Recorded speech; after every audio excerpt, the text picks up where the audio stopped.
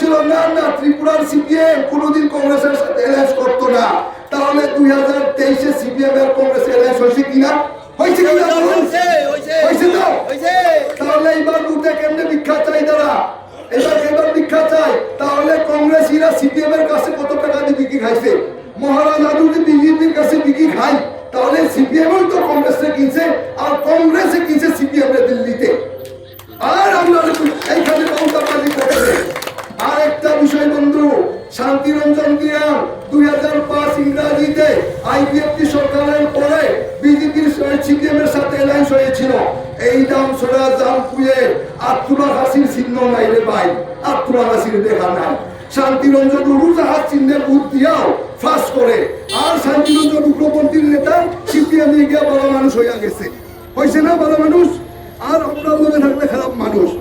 আজকে আরেকটা বিষয়, বিজেপির বড় বড় নেতারা যে লেস্কার নিচ্ছে, তীব্রামথার বিধায়ক এনডিসির অনন্ত দেব বর্মা 25 বছর উগ্রপন্থী আন্ডারগ্রাউন্ডে ওই অনন্ত দেব বর্মা তীব্রামথার মহারাজার আশীর্বাদে ইএম হয়ে প্রতিদ্বন্দ্বিতা করে জয়যুক্ত করার পরে তার 80 বছর বয়স।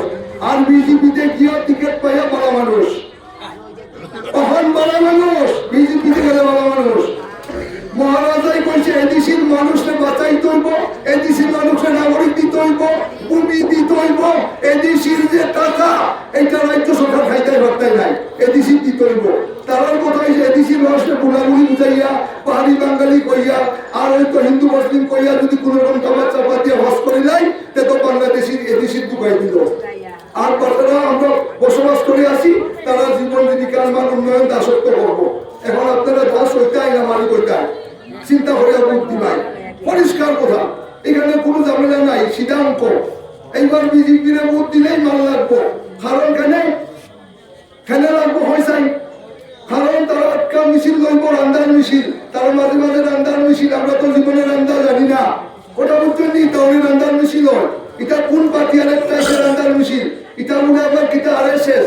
আর আমরা তো বিজেপির উদ্দেশ্য আরএসএস সরকার চালাইব, কত নমুনার বৌতাবাজিরে ভাই তোমার দেখা নাই রে, তোমার দেখা নাই। আর কিতাব নাই বিজেপির পরিষ্কার।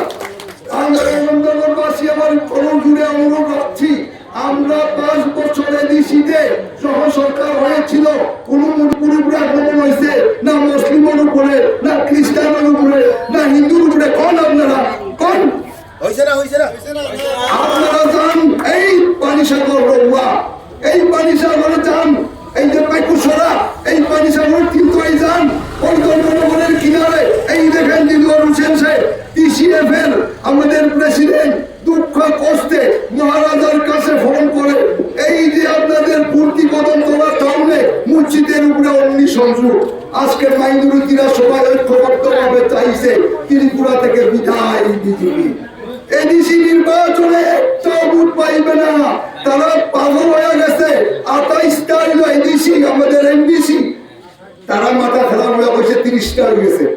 চিন্তা করে দেখুন বন্ধুগণ, তো এডিসিতে ভোট পাইতো নাই আর 28-এ সরকার থাকতো নাই। আপনারা সাবধান থাকুন, পাগল হয়ে গেলে খালি কুসুমে খালো দিব, সাবধান। তাই আমি আমার বক্তব্য করতে যাচ্ছি না, আপনাদের ভোট নষ্ট করবেন না। আপনি তো ছিলেন আমাকে সবাই, আমি তো পানিসাগরের ছেলে, আমি ক্যান্ডিডেট ছিলাম 2023-এ মহারাজার আশীর্বাদে। আগামী দিন এই পানিসাগরের তীব্রামথা আবার জয়যুক্ত হবে, মনোরঞ্জন জয়যুক্ত হবে। আপনাদের গণদেবতার আশীর্বাদ আমরা চাই। আমার সংক্ষিপ্ত আলোচনা এখানে শেষ করলাম।